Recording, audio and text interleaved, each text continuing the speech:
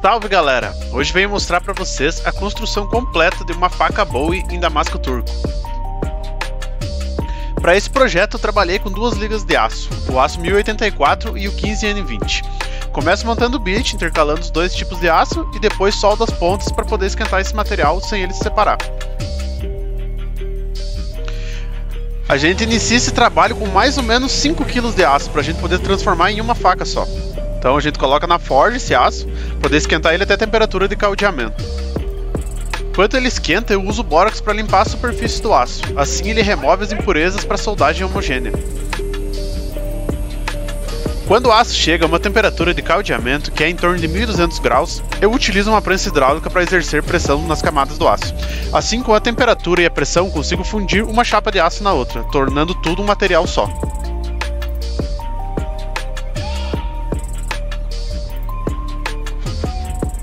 Esse processo é repetido diversas vezes, até a gente chegar na espessura que a gente deseja do aço. Como esse é um damasco turco, a gente trabalha com várias barras. Então, eu vou espichando as barras até chegar na espessura de 3 mm.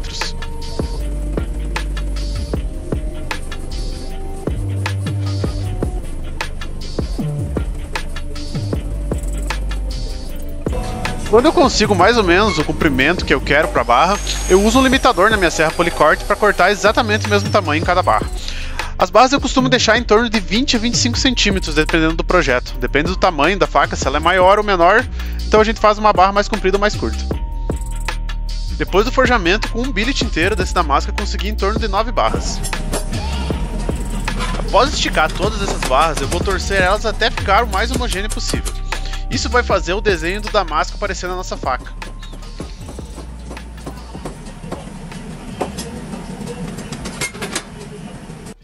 E após a torção, todas as barras vão ter que ser esquadrejadas de novo. Novamente, eu uso um limitador e esquadrejo essas barras em 13 por 13 mm.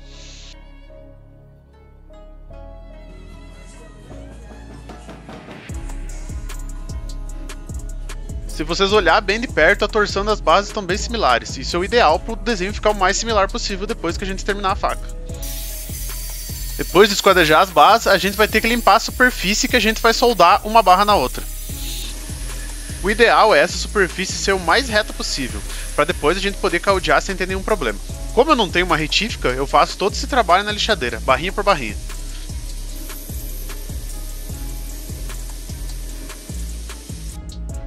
Depois de limpar a superfície que vai estar em contato com a próxima barra, eu vou unir 6 barras para fazer o damasco dessa faca. Mas pode ser feito o mesmo processo com mais ou menos barras, depende de como o forjador quiser fazer. Novamente eu soldo as pontas para poder esquentar as barras até a temperatura de caldeamento, sem elas se soltarem. Voltamos para a forja e quando o aço chega na temperatura de caldeamento, eu volto para a prensa com um espaçador, o qual eu vou deixar a altura que eu quero para minha faca. Nesse momento eu deixo um pouquinho maior do que a altura final, porque depois eu vou ter que forjar novamente a lâmina depois de fechar a ponta do damasco turco. Novamente eu uso meu espaçador, 13 mm, para mim poder esticar essa faca de novo e deixar tudo na mesma espessura. Tem gente que diz que é errado esticar de novo o damasco turco, mas se ele for bem caldeado, ele estica sem problemas e não vai abrir a solda. Como vocês podem ver, eu fiz um corte na ponta do damasco para a gente ver se soldou certinho, e aqui está perfeito. E agora nós vamos para a parte que é o terror dos coteleiros, o forjamento da ponta. Esse processo é feito para o desenho das barras do damasco se encontrar. Daqui a pouco vocês vão entender como é que funciona. Eu uso uma gambiarra que eu fiz na minha serra fita aqui para mim conseguir chegar no desenho que eu quero do corte da ponta.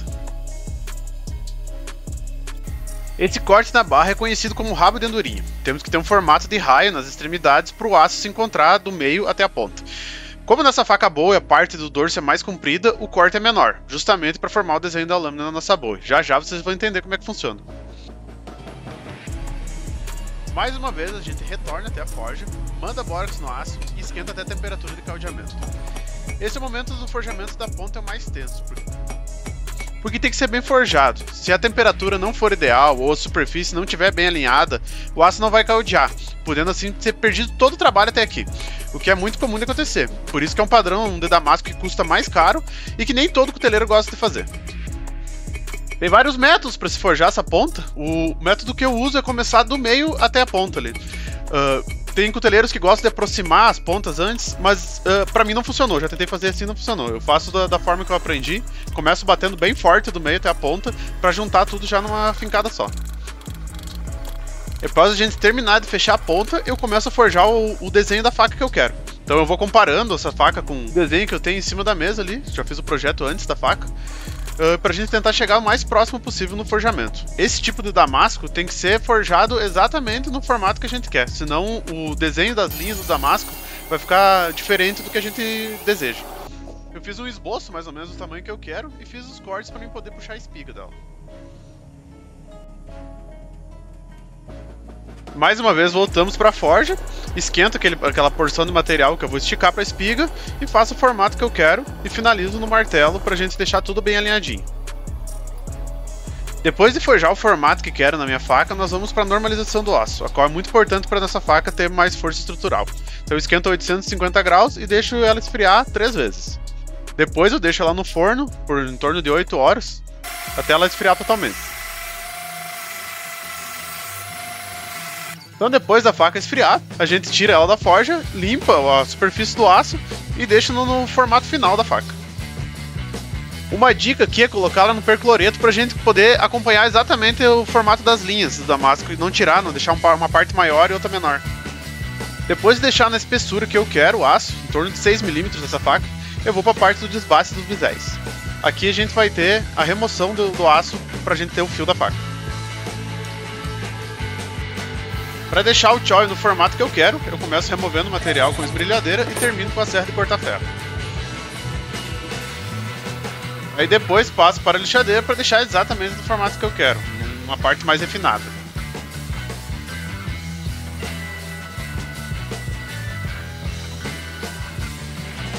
Após o desbaste dos biséis e formatar o choy, nós vamos para o ricaço. Então eu prendo ele num guia de lima, esse guia é mais duro do que a lima, e eu consigo escorar a lima em cima dele e retirar o material que eu preciso para deixar exatamente reto o nosso ricaço.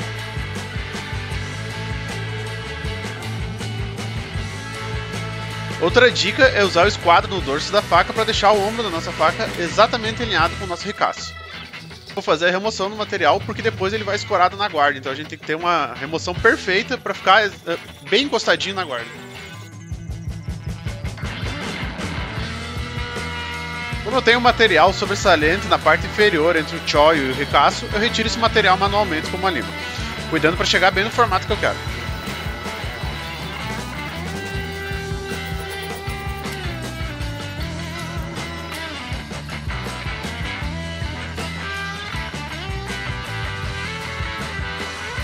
Para fazer o nosso falso fio, eu começo desenhando o formato que eu quero desbastar e após isso eu começo o desbaste na lixadeira, já deixando quase no formato final.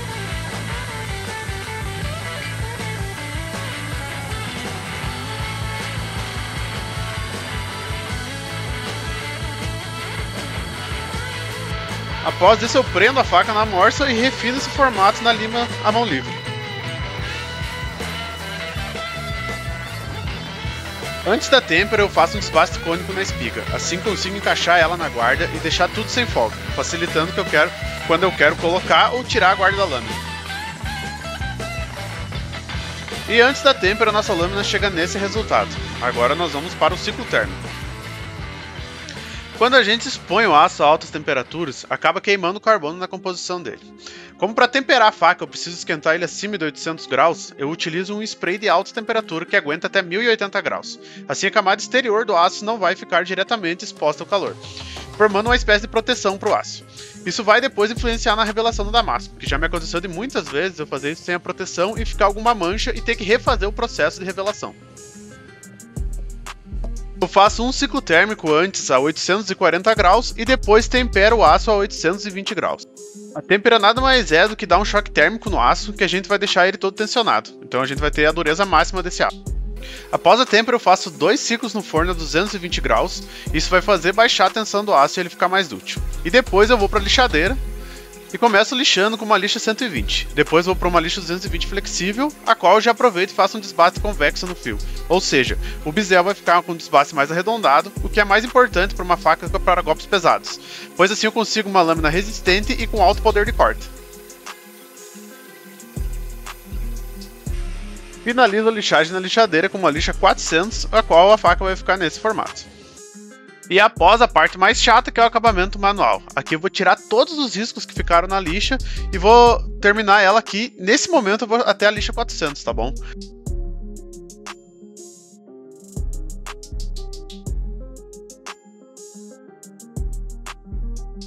E agora vamos para a confecção da guarda. Para esse projeto eu usei aço doce, ou seja, aço 1020. Mas dependendo do projeto a gente pode usar outros materiais, como aço damasco, bronze, inox, entre outros.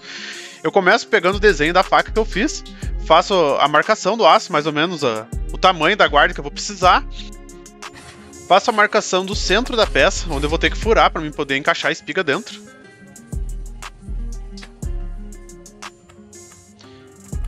Marco o tamanho da espiga e vou para a furadeira. Então eu vou pegar uma broca mais ou menos 1,5 milímetro menor do que a espessura da minha espiga. Aqui tinha em torno de 5,5 de espessura de espiga, então eu vou furar com uma broca 5 milímetros. Depois vou abrir ela na lima.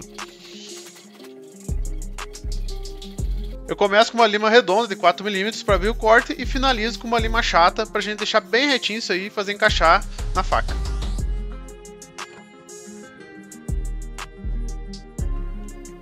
Então eu vou para a esmerilhadeira com disco de corte para tirar o excesso de material para facilitar o meu desbaste depois.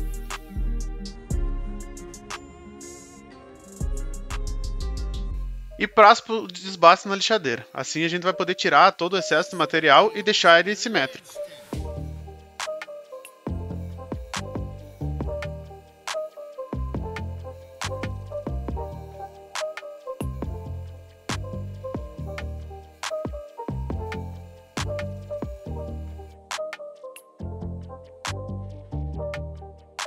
Depois, para fazer o encaixe dos dedos na minha guarda, eu vou para uma mesa de integrais, a qual eu vou conseguir fazer um raio nesse encaixe para não ficar desconfortável de segurar essa faca.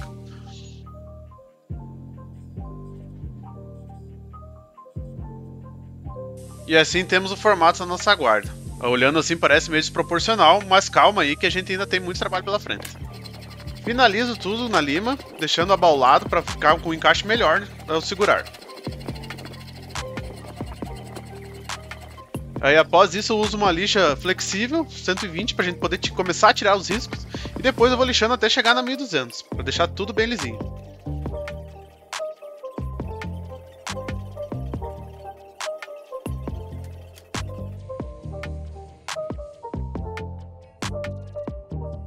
Usando uma ferramenta que eu fiz, consigo dobrar a guarda com formato de raio sem marcar muito aço. Finalizo ela deixando no formato de S que me agrada aos olhos.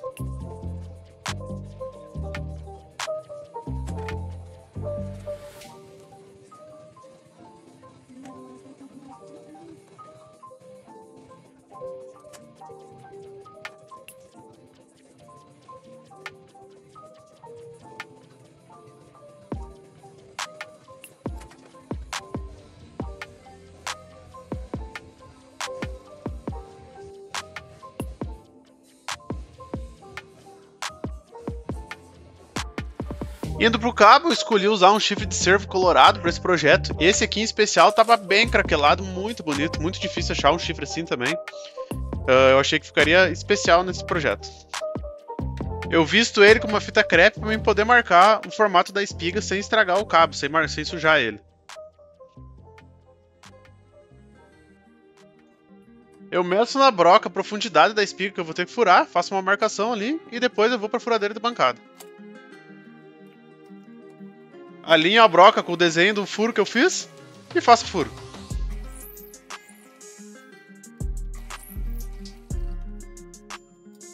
Usando a ferramenta unha de gato, eu retiro o excesso de material que precisa e faço o encaixe da minha espiga.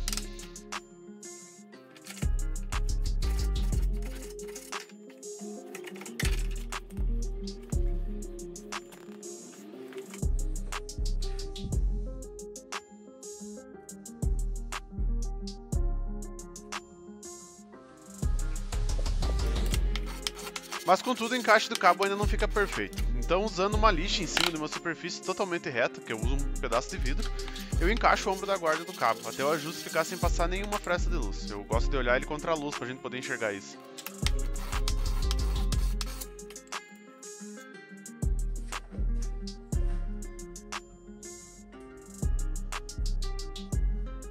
Agora vocês conseguem ver que fica um pouco de material sobressalente nas laterais da guarda. O método que eu acho mais bonito do cabo em chifre de cervo é deixar a maior quantidade de material natural possível. Então eu vou tirar um pouco de material e deixar tudo perfeitamente igual. Eu faço esse desbaste, normalmente começo na lima ele e depois termino na lixa até o grão 1200 ou 2000, dependendo. Nesse caso foi até o 2000. Como os materiais naturais têm a tendência de trabalhar um pouco, vindo encolher ou expandir, eu gosto de deixar um acabamento chamado Museum Finish, o qual vai deixar uma pequena quantidade a mais de material na borda volteada para não enroscar nos dedos. Esse acabamento eu faço por causa do material encolher, ou ele ficar mais fino do que a largura da guarda, tornando o acabamento estranho. Eu acabo marcando com uma lapiseira o excesso de material e depois com uma lixa eu faço movimento de sapateiro até tirar aquela quina e apagar o risco que eu fiz com a lapiseira.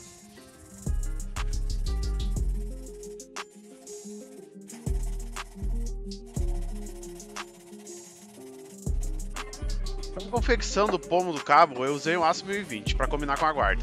Eu começo marcando o material com um pouco de excesso, para depois eu poder encaixar no cabo e poder tirar o excesso de material da lixadeira. Para facilitar, eu corto aquele material que eu marquei para deixar mais próximo do cabo e depois, com a esmerilhadeira, eu vou cortar o outro pedaço também.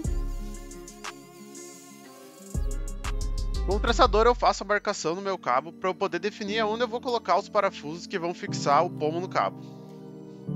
Eu meço a distância ideal no cabo primeiro com o paquímetro e depois transfiro essa medida para o pomo.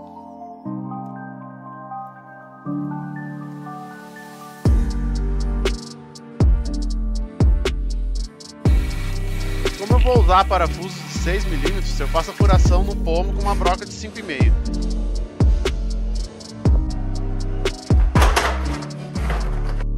Após isso eu faço uma rosca 6 mm por 1 para poder fixar os parafusos no pomo.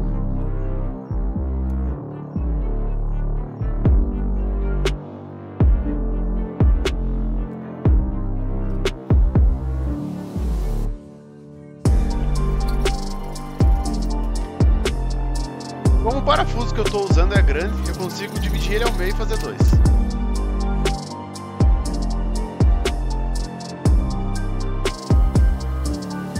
Depois eu vou alinhar eles na lixadeira e uso uma parafusadeira para prender e fazer uma espécie de ponta no parafuso, a qual eu procuro deixar bem centralizado. Essa ponta eu vou usar para marcar o cabo onde eu preciso furar para encaixar os parafusos. Eu centralizo onde eu quero meu cabo no pomo e faço pressão do cabo contra o pomo para marcar onde eu preciso furar.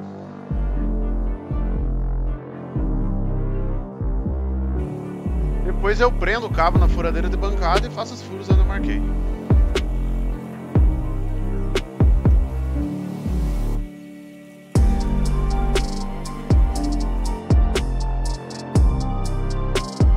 Então esses furos facilitam para encaixar o pomo no cabo. Depois de a gente encaixar o pomo no cabo, eu consigo fazer a traçagem exatamente de onde eu vou precisar tirar o material.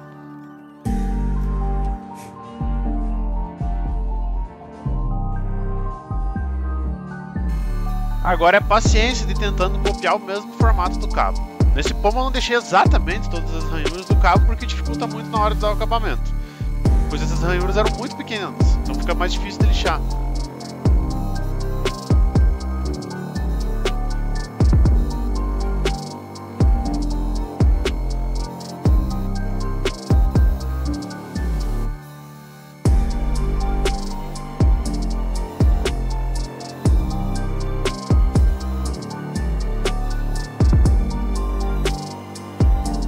Aí outra coisa que eu faço é ir lixando um pouco e experimentando no cabo, pra gente poder saber exatamente quando tá certo ou não, né? Até a gente chegar no formato que a gente quer final.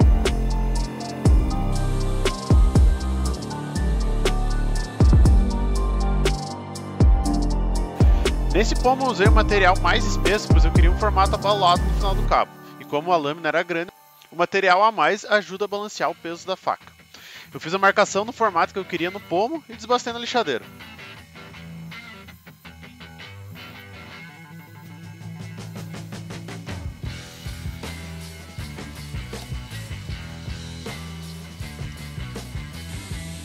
E aqui temos o nosso pomo bruto. Depois disso é acabamento com lixa manual, as quais eu começo na lixa 220 e vou afinando o grão até 2000 para chegar nesse resultado aqui.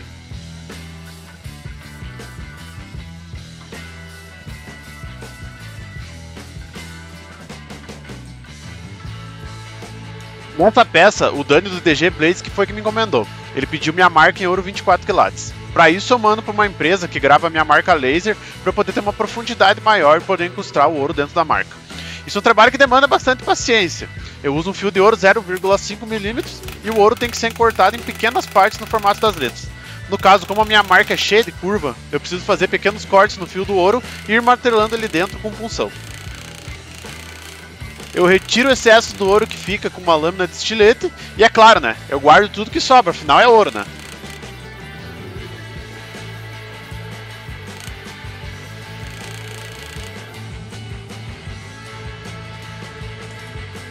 E após colocar o ouro na marca, eu volto novamente para o acabamento manual. Nessa parte, como eu já tinha lixado até a lixa 400, eu vou na 400 até a lixa 1200.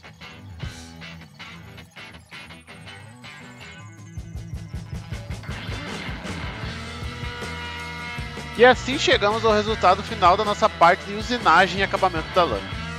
Quando o damasco é bem forjado, ele não aparece nem um risquinho ou vestígio de padrão no desenho. Nós só vamos conseguir ver esse desenho do damasco quando a gente coloca a lâmina em contato com o percloreto férrico.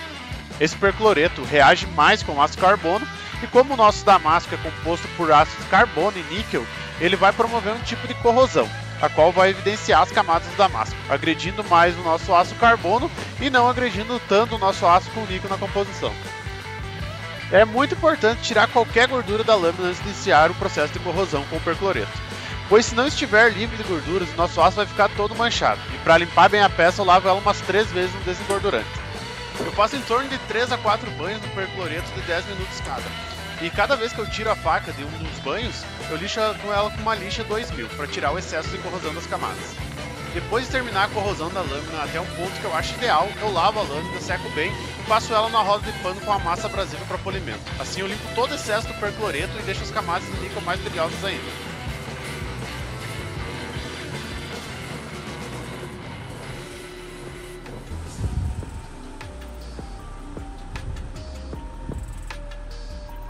Para a oxidação do carbono na faca, ou seja, deixar o damasco um contraste do preto com o polido, existem diversas técnicas.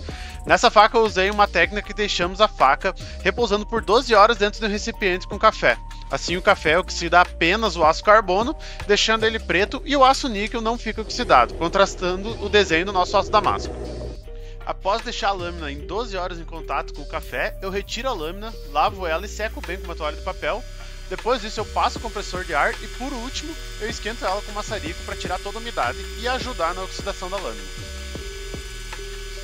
A última parte da nossa revelação, eu passo a lâmina em uma roda de algodão com massa abrasiva para polimento, tentando tocá-la bem de leve até deixar melhor ainda o polimento do nosso aço com níquel, e esse processo também vai abrir o brilho no nosso aço escurecido, chegando a esse resultado no final. Fica bonito, hein?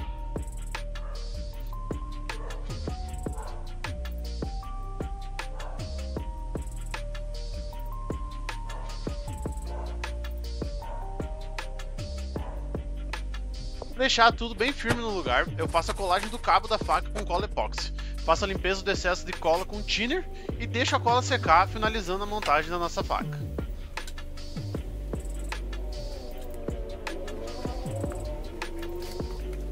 E depois de todo esse processo extenso para fazer essa faca, a gente chega nesse resultado de peça. Espero que vocês gostem.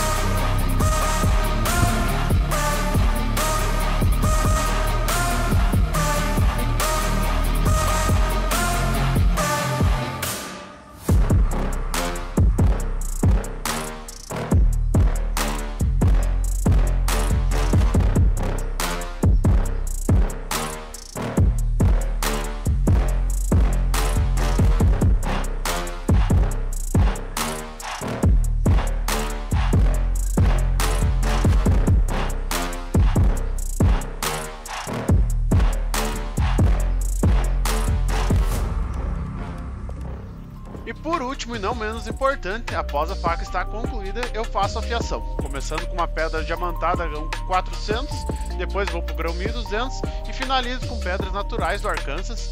E essas eu não sei exatamente a granularidade delas, mas creio que termine em torno de 6.000.